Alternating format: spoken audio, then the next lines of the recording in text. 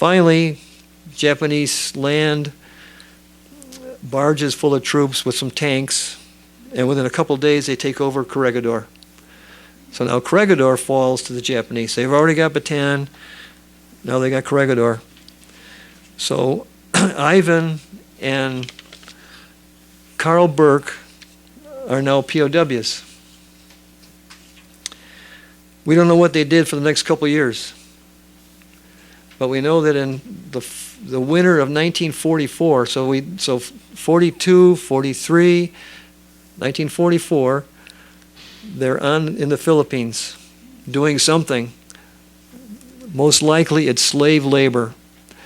When the Japanese invaded the Philippines, they bombed the roads, they blew up the bridges, they destroyed the airfields, they blew up the docks, they sunk ships in the harbor, they destroyed Corregidor, pulverized everything on the surface. So who's going to clean that stuff up? It's not going to be the Japanese. They're going to get working parties of American prisoners who've been there for years already, starving, to clean up all this debris. So finally in December 1944, Ivan, and I believe there's a conflict with the archives, but I believe that Ivan and Carl Burke are both sent to Japan on a hellship. And they end up in a place called Moi, Japan, which is down in the southern part of the country. And then by train all the way up north, I'm guessing about 1,200, 1,500 miles, so it probably takes them about a week. So they leave in December, mid-December. There's another conflict about the ships. Some of these ships went to Formosa, maybe for refueling or changing cargo or something. Along the way, they're bombed because it's getting toward the end of the war. Eventually, they end up in Japan. And we believe about mid-January or late January, they arrive at this Hosakura mine facility where they're mining coal, lead, and zinc. And they work 12-hour shifts, working in a mine. They're already exhausted, they're already emaciated, they're already starving, until the bombs are dropped on Hiroshima. And I think it's the 5th or 7th of August 1945, plus or minus a day or two. In the middle of the month, the Japanese, they don't surrender yet, but they stop fighting. So hostilities cease. So now we don't know, the American government doesn't know where all these prisoner of war camps are. Japan has 88 separate POW camps, slave labor camps, spread out through the entire country. How are you going to find all these places? Because you know the guys are starving. The guys are starving there already. They've been starving for years.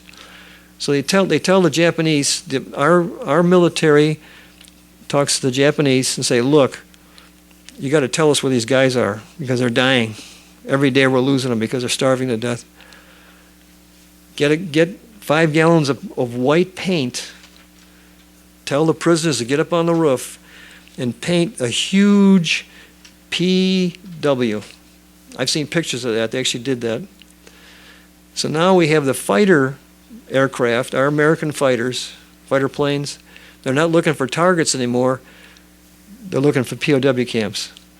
And they have to fly over the entire country looking to find these barracks, like an old warehouse, with a big PW on the roof. So once they locate that, the pilot will tip his wings, and some of these guys had a note tied to a piece of fruit or a bolt or a rock, open the canopy up and throw that note out the window. It falls down to the ground. The POW opens it up and says, stay where you are. We found you. We're going to come back in another day or two with food. Okay? So now the pilot gets back to his air base. Got to have a debriefing. Hey, I found 2 camps today. Here they are. Here's a real crude map. This is not 2016 with GPS. This is 1945 with one pilot in the plane looking out both sides of the cockpit, trying to draw a map of where this camp is, okay? So word gets back to the supply group now. They take an old plane that was used for paratroops, load it with barrels of food, with parachutes, and they have to fly back out there. This camp is located in the mountains. How do you find it in the mountains? So now you look, say now the pilot goes, I see it over there. Now how are you going to get to it? He may have to make 3 or 4 passes before he figures out, how can I maneuver between the mountains and drop my cargo so it lands out in the courtyard next to the barracks. So on this particular day for Carl, now we're skipping over to Carl Gann, August 28th, 1945. The pilot comes in, probably makes 2 or 3 passes, I'm guessing, in the mountains. He's got a crew of guys behind him, ready to push out these big, we're talking about 3 or 4 full-size 55-gallon drums full of food. That's probably enough for just a couple of days for 300 men. There were 300 men at this camp, 250 Americans, 50 British, and a couple of Dutch. The pilot flies over, he gives a count, 3, 2, 1, push the barrels out, and hoping that he's not going to overshoot or undershoot the camp, because if he lands in the village where the people are, that's gone, because they are starving too. The Japanese people are starving to death too. But on this particular day, they push the barrels out with a parachute on them, and one of the parachutes doesn't open. Falls to the roof of the barracks, and it kills 3 guys. 1 British was killed, 2 Americans. Carl Gann, the man I skipped there, he's note number 1, is the guy that got killed. One of the 3. Because he's still a prisoner of war, and the war has not, the Japanese didn't sign a treaty yet, or their surrender, he's given full military honors.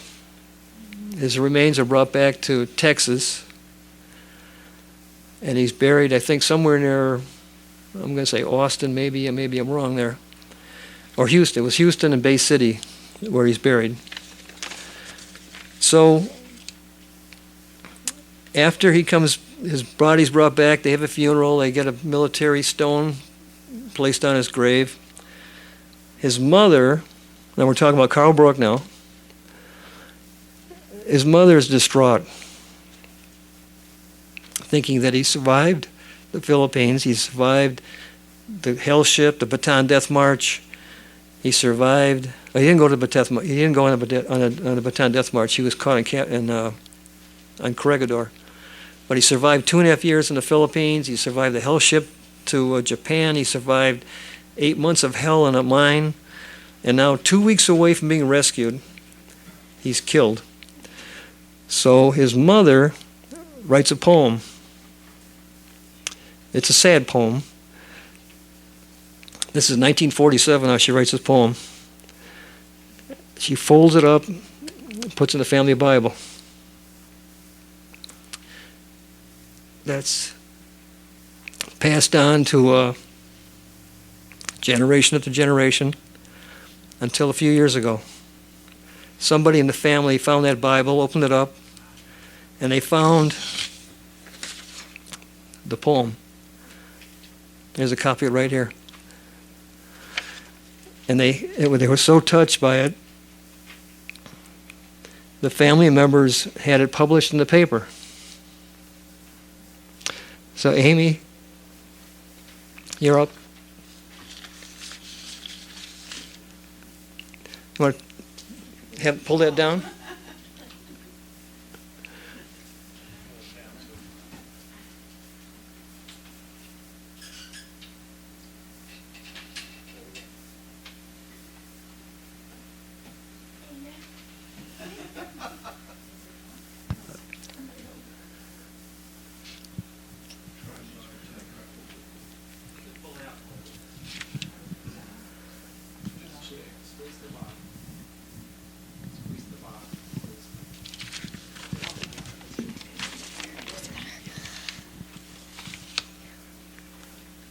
In memories least we forget,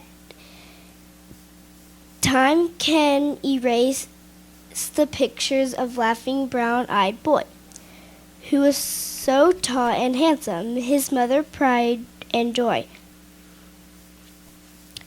Just 1 year ago, my darling, you came back to me. We brought you home for many miles far across the sea. With loving hands and tender care, we laid you at last to rest. Was the least we could do when you had done your best. Sleep on and on in peace, my darling, until your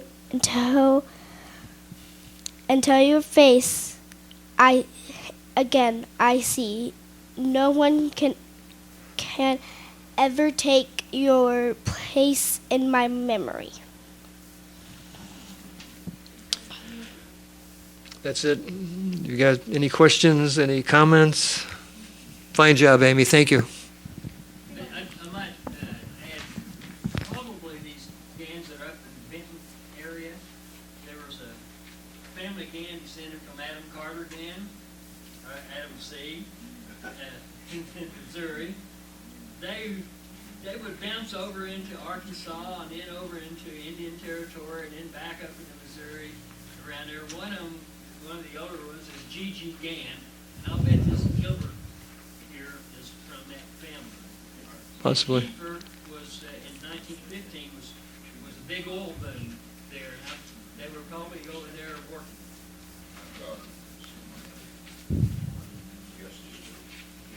Yes. They actually used bombers, load up the bomb bay with food rather than bombs, and use those to supply food to the camps. Yes. In fact, the last person killed, the last American killed in World War II was killed by a can of food from a bomber. This Carl Burke Gann. Well, I don't know if it's him, because the article I read was just one guy who was standing outside watching got hit by a can. Well, he was actually in the building, and it came through the roof. Yes.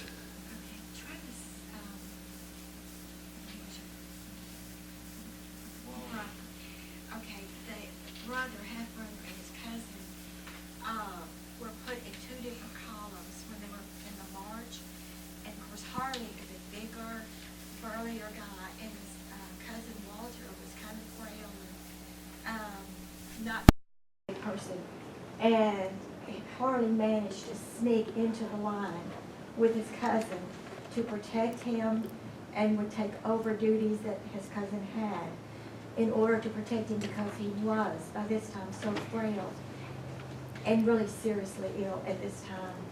Yeah. I didn't mention it, but Howard Gann, my father-in-law, was deathly ill.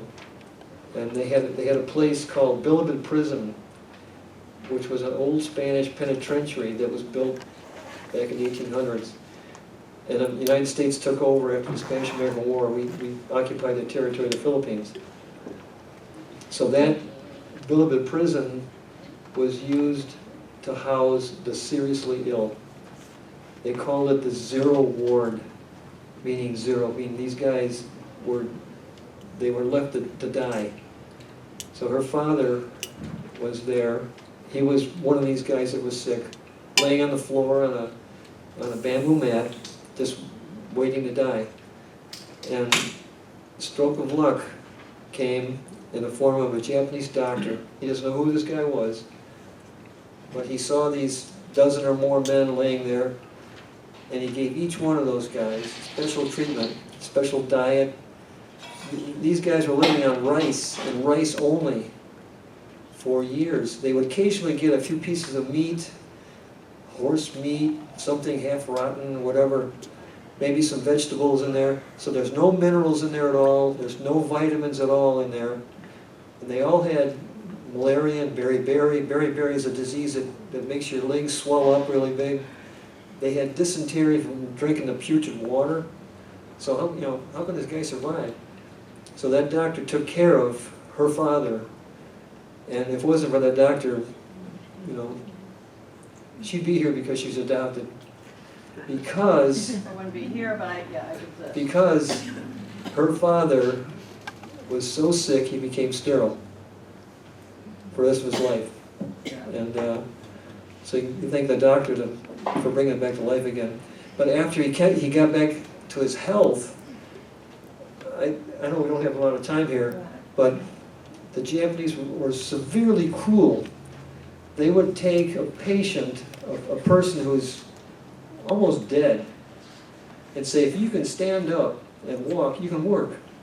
They didn't care whether the guy had 103-degree fever from malaria, or maybe he had a broken leg and he's hobbling on a crutch. If he could stand up, he could walk. If you have a broken arm, you can stand up, you can walk. You can work. They'll put you to work. You had no choice. You had to work, or they would abuse you, they would lock you in solitary confinement, give you bread and water for 3 or 4 days. It was horrible. So The Japanese, the prisoners of war, Japanese, about a third of our men died, and in Germany, about 5%. yes, The Japanese were that much crueler yeah. than, and we heard so much about Germany, I guess because of the TV shows. But the Japanese, a third of our prisoners died in the Japanese camps. Anything else? You talk about the rice, I read a story about some of the prisoners up in Burma, and they had about the same conditions. But they had a fly up there, that if a fly landed in your rice, you could not eat it, because that would give you dysentery and all the other things. So they had to cover their rice, and if they saw a fly land on it, they didn't eat that day. Oh, God. Yeah. Yes. George Thomas Gann is one of the principal people in Benton County that these Benton County folks came from. He was a farmer, George Thomas Gann. He was a son of Caleb Winfrey Gann. And that's that Gann cluster you have in Benton County. They married into my family. Okay. You got that one, Charlie? I don't know, I have to look at the register. You got it read, you got it registered in your brain. That's the We can't Charlie, register a lot of everything in our brain. Get it all out. All right, thank you very much.